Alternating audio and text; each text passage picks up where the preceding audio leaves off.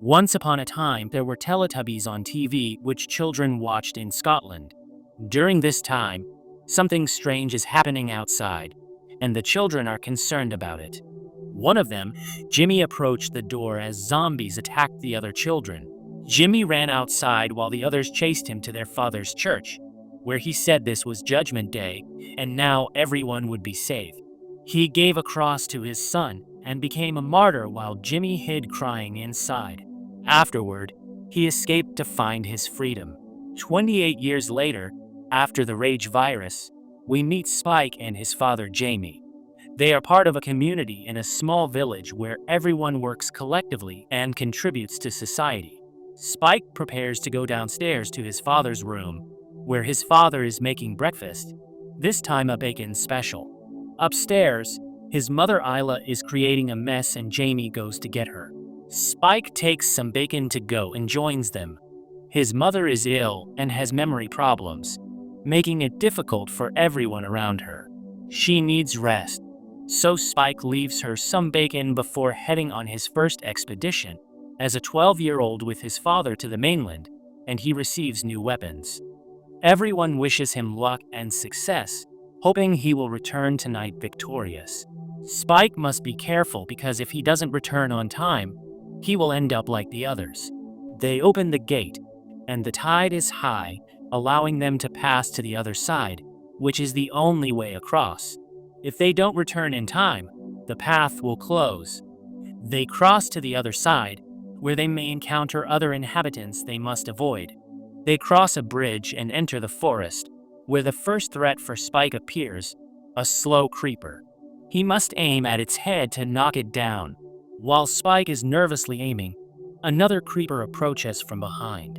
Spike shoots precisely and knocks it down, while Jimmy targets another one. The others join in, including a child whom they release, and his father praises him for his first kill. They continue deeper into the forest, which is home to many animals they admire. Nearby, they find a house, cautiously approaching but finding nothing inside worth taking except a frisbee, which Spike has never seen before. Inside another room, a bird's song reveals a dead body, and his father tells him to watch closely. Suddenly, the body moves because it's infected. Jamie asks Spike to kill the infected for practice.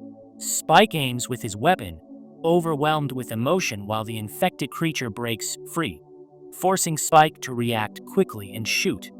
Back at home, the community has many roles, from hunters and farmers to bakers and others. They also train a young team of archers.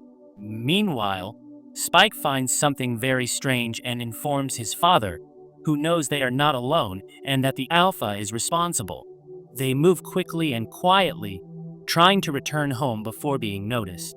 They emerge into an open field, where they are spotted by an evolved zombie creature led by the Alpha.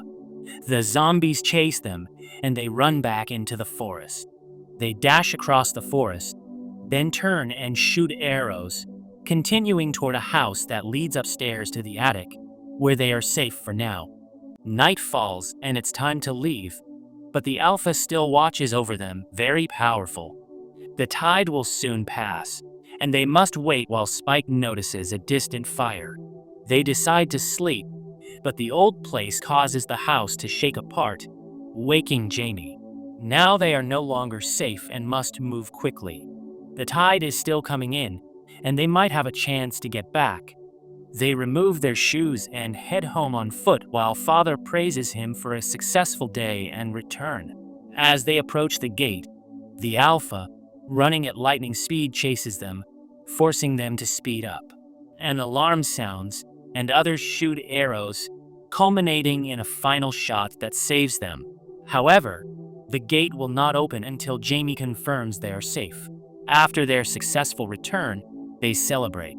The father praises his son with a humorous story about his first kill and how successful he was on this expedition, slightly lying that he missed nothing, calling him a giant slayer. This is too much for the young boy, who is not used to drinking. When he goes outside for air, he sees his father with another woman, which hurts him. He returns home and tells a story about what really happened, mentioning a fire where it turns out the former doctor, old Kelson. Spike is looking for a doctor to help his mother, but his father lied, saying no such doctor exists. Spike goes to sleep, and the next morning, Jamie arrives, but the son ignores him. Jamie goes to prepare breakfast, and Spike mentions a doctor who could help Isla, but his father hadn't told him about him. Jamie says that Kelson might have been a doctor once but isn't anymore. He's become strange and was once seen burning hundreds of bodies. His mother is dying, and his father has already found a replacement. Spike criticizes his father, who hits him, and Spike runs to his mother. His father joins, but Spike pushes him away and refuses to be led again, pulling a knife, which angers his father. Later that day, Spike goes outside and reports a fire, so everyone leaves except the guard at the gate, whom Spike persuades to go down. Spike stays behind, pretending to be the guard on duty, using this opportunity to escape with his mother to the other side without anyone noticing, taking advantage of the perfect moment to cross to the mainland. Isla is afraid because it's dangerous here, but Spike reassures her that something is wrong and they need a doctor to heal her. They descend through a valley and find a place to spend the night. Spike keeps watch, moving ahead. During the night, Spike falls asleep from exhaustion, and a creeper approaches him, but someone catches it. The scene shifts to morning, where they see a dead creeper beside them, and they don't know what happened. It's revealed that Isla killed it. Meanwhile, an army of soldiers is advancing through several zombies, thinking it's easy, but they are challenged by the Alpha, who destroys them. Back in the field, Isla has another episode, during which her nose bleeds, and Spike spots a creature he aims at and shoots, attracting the attention of other zombies. They retreat to an abandoned gas station, where a soldier helps them, and an explosion occurs, leading them outside where they meet Eric. Isla experiences another panic episode, and Spike suggests they look for a doctor to help her. Eric's ship sank off the coast, and they are stranded here. Only Eric survived out of 8. They pause to eat some apples Spike brought. Eric shows his girlfriend, but Spike thinks she's sick from allergies because of her swollen lips, which is modern nowadays. The battery then dies. They continue, and Isla walks, surprising Eric, as he had carried her all the way. They hear a strange sound, leading them to a train where one of the infected is bringing a baby. Isla wants to help her, and she eventually succeeds, but the infected become aggressive and Eric shoots her, intending to eliminate the baby too, but they prevent him, with Spike standing in the way. Suddenly, the Alpha pulls Eric with strange sounds and drops him, revealing his wife's dead body. Alpha runs toward them, and Spike shoots arrows at him. The Alpha chases them, but someone stops him with morphine, rendering him immobile. It's their doctor, Kelson, who takes Eric's head and introduces him to Spike, who asks for help. The doctor then leads them while the Alpha remains unconscious. At the doctor's place, Kelson has assembled skulls from all the dead to unite them. Spike touches a skull that falls, but Kelson says not to worry. It's time for Eric to find a place for him here, using fire to melt the mass until only bones remain. It's now Spike's turn to find a place for Eric, discovering that the baby is from infected but she is not, which intrigues him. Spike explains he came here mainly to help his mother, and Kelson begins treatment that night, examining her, but she fails to remember a key word.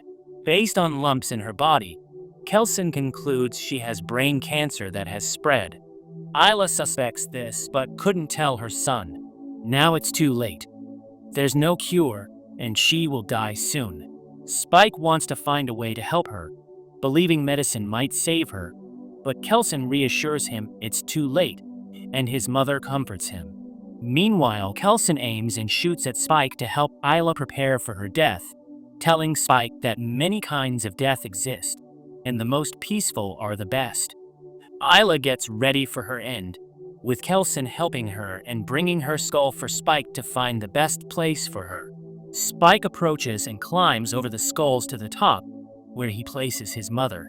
The next day, they run to hide from the Alpha, who's searching for them and easily finds them.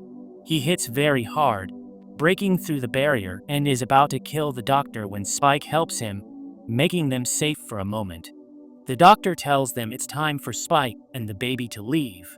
So Spike does, but instead, he leaves the baby and a letter in which he says her name is Isla. When Jamie reads it, he immediately runs to the gate, screaming as the path is blocked. Spike stays on the island. A new threat appears.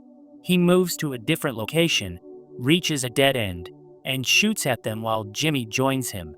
A small child from the beginning of the movie also helps, along with several kids, eliminating all the infected, and Jimmy invites Spike into his group.